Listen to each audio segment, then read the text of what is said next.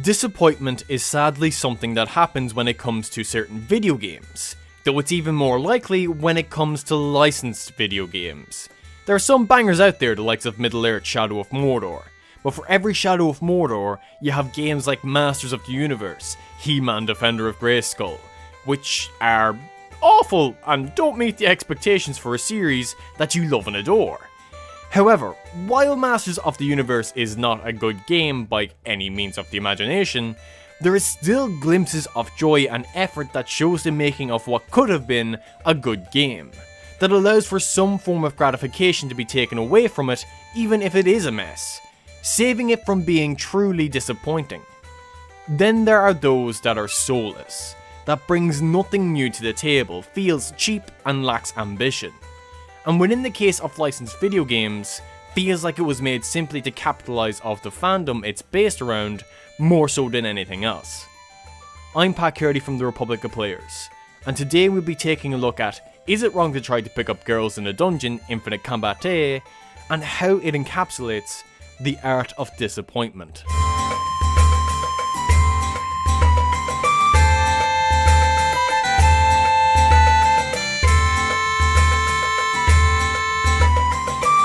Infinite Combate follows the narrative of the anime it is named after, where you get to play as Rookie Belle Cornell and the more experienced Ives Wallenstein. It covers the first season within the game and a small section of the first season of Sword Oratoria, which is a side story to the main series. Now the first question this brings up is why wasn't all of Season 1 of Sword Oratoria covered, and it feels weird that Season 2 of the main game isn't even touched, even though Infinite Combate came out after them. Now I can sorta forgive Season 2 not being included, the second series just wrapping up a month before the game came out in Japan, but Sword Oratoria's first season came out in 2017. It's mind-boggling that they didn't adapt the full season of it and only went halfway when Infinite Combate came out at the end of 2019 in Japan. It gives off a sense that this game was rushed out the door, yet it was delayed by over a year for its Japanese release. It begs the question of what was done with this extra time. It doesn't seem as if it was used at all. Looking at the visual novel aspect it gives to portray the story, they are flat. Each character has one drawn pose and one or two facial expressions, and it's just not captivating in the slightest.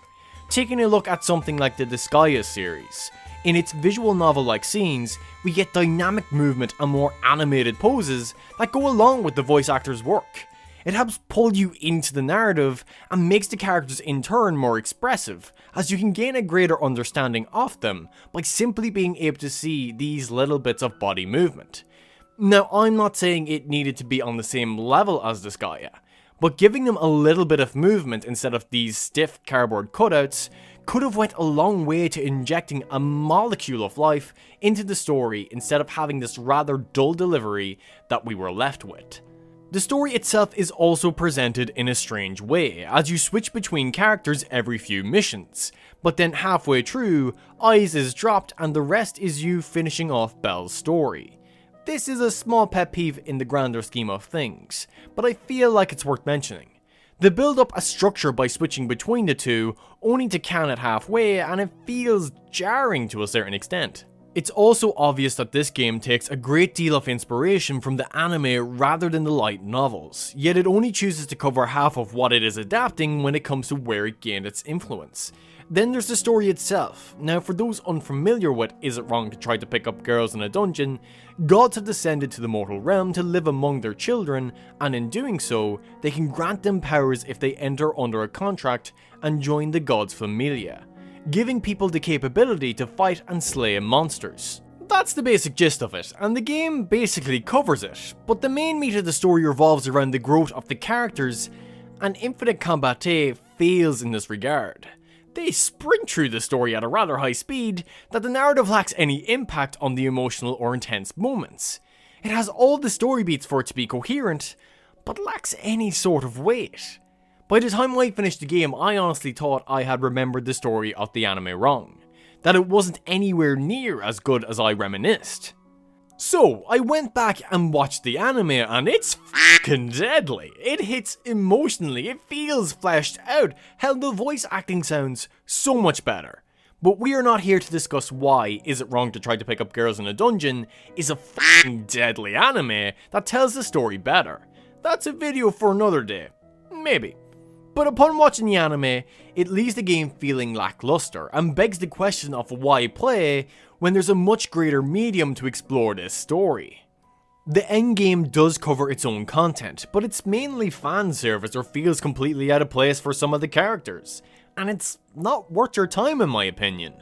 Now, I probably sounded like the narrative is bad, but in truth, it's unoffensive to a goddamn T. It's so middle of the road, the only word I could find in my limited vocabulary to describe it is disappointment. And we haven't even begun to discuss the gameplay. The gameplay is not fun, not even remotely, and oftentimes when a game isn't fun to play, I usually just stop. This has happened a few times with games for me, even ones that I adore everything else about. If the gameplay is not enjoyable in any sense, well, I can't bring myself to play it. Yet my love for this series made me want to see it through to the end, and I can be quite the ignorant individual at times, and even try my hand at doing some of the endgame stuff. Overall, the game is simplistic. You have an overhead view as you partake in some real-time combat, with a small number of moves while doing some dungeon crawling. You have light attacks and heavy attacks, and at the end of both you have a small period of time where you are vulnerable to attack. That was the most interesting aspect the game offered up to begin with. However, once you get on a little further in the game, while powering yourself up, soon you will be able to simply keep pressing the light attack as it will stun the enemies easily and your period of vulnerability will be shorter to the point of it not being long enough for foes to punish you. So basically, any skill that's really needed to play goes straight out the door at that point, with only boss battles being able to offer up some semblance of challenge. But even they're not that demanding of you. It doesn't help that none of it feels satisfying, with some enemies seemingly slipping away when you hit them, or even yourself, and this just makes everything feel like it lacks any energy. There are magic attacks which are ranged moves, yet you can easily miss due to the fact that aiming in this game can be ridiculously hard, and there's no lock-on button. It really makes it feel like a useless commodity that only works sometimes, and it's not even that effective. There's also ultimate moves which you can use as assists with the characters you bring along with you, as it's really their only purpose apart from a slight boost in certain areas like attack or stronger magic. The ultimates are kinda sad. They all do big-ish damage, and there's nothing majorly visually impressive or different about them either. It just feels tacked on. But the biggest issue I have with the gameplay is how similar Eyes and Bell play. There is no individuality to them. They play the same. There's nothing really unique at all. Their light and heavies the same. Their ultimates just let all their hits be critical for a short period of time, and if I'm being honest, it doesn't really do much extra damage. The lack of a difference between them makes the game grow tiresome quickly. There's nothing really to explore or dive deep into to pass a challenge. You have items you can use in a dungeon that can restore health, boost attack, cure poison, etc., which if you have a decent amount will cover you for any slip up you make, reducing the challenge even further. And then there's the sad excuse of a weapon and upgrade system that is so basic yet does so little to affect damage output or anything for that matter of fact. The changes it adds are so minuscule that is hardly noticeable at all. They have elemental types which you can add to your weapons which are practically useless. They allow you to level up your weapon, though it never feels like it got stronger. You can upgrade characters, which is probably where you will notice the only sort of change, as you will gain more health and speed, yet it's not that big of an improvement in my eyes. It feels like you're growing at a snail's pace. What is offered gameplay wise is just so stale, yet it's perfectly serviceable. The game functions, but there's nothing engaging, nothing that makes you want to come back for another go. You will have seen what this game has to offer pretty quickly, and it's simply doing that constantly with no sense of satisfaction. It left me feeling bored out of my mind, and I couldn't help but be exceptionally disappointed. The game is relatively short, and one could easily plow through it, especially if you decide to skip over the side quests which add little to nothing, but adding more experience and money to upgrade characters and weapons. Then there's the endgame content. You're going into the same dungeons as before, just going through more floors without stopping, with more enemies being thrown at you. So rather than trying to make the game challenging, it's simply trying to overwhelm you. It is grindy as hell if you want to gain the new story content between all the characters, and with how soul-sucking the gameplay is, I didn't feel it was worth the effort exerted, particularly after I saw the little interactions it unlocked. They really didn't do anything for me, and couldn't pique my interest in the slightest to keep on going to see where they lead. This game does not look visually appealing. In fact, the first time I saw Belle's 3D model, I was a little taken aback as it just didn't really capture his appearance well. You can still tell it's him, but that's more so down to his colour scheme. The models feel like minimalistic work was done on them, but just given enough shape to distinguish the chibi character designs. The dungeons you explore are not very interesting and look like something that could have possibly came from a PS2 game. And it's just not a game that's pleasing to the eye. The 2D artwork is pretty, which is one of the few pluses I can give this game. But it's nothing outstanding or eye-catching enough compared to other games out there. The music is just fine. There are a few catchy ones that are pretty darn good and worth a listen, with its more upbeat pub-like music that feels like it comes out of some medieval fantasy, but most blended into the game and went unnoticed by me completely.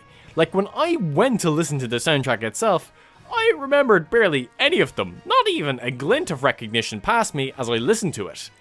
And it's a bit of a shame, because as I have said, some of the music is great, but overall it's just not invigorating enough.